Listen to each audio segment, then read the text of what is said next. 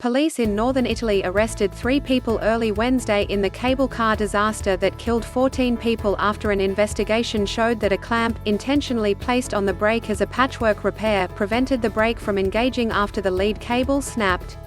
Prosecutor Olimpia Bossi hypothesized that the operators of the sightseeing ride, which had reopened after a wintertime coronavirus closure, used the jerry-rigged clamp to avoid having to shut the attraction for more extensive, radical repairs that were needed. Bossi said it still wasn't clear why the lead cable broke or whether it was related to the brake problem.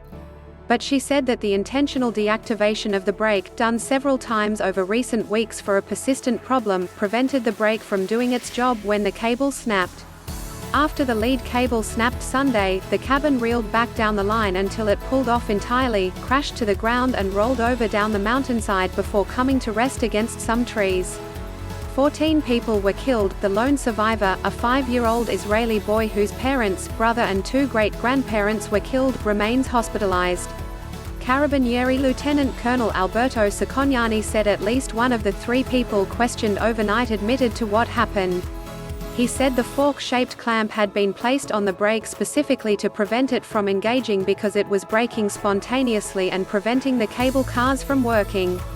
The cable car line reopened April 26 and was bringing sightseers to the top of the Mottarone peak overlooking Lake Maggiore on the first sunny Sunday since then.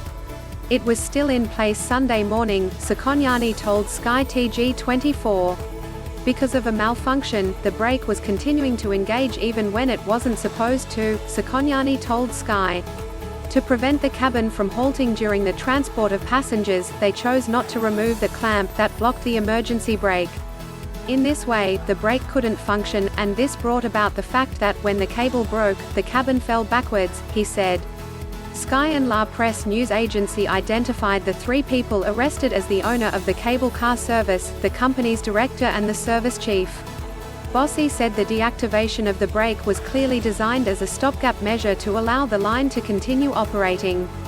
Bossi told reporters that investigators believed the stopgap was used with the full knowledge of the cable car company owners.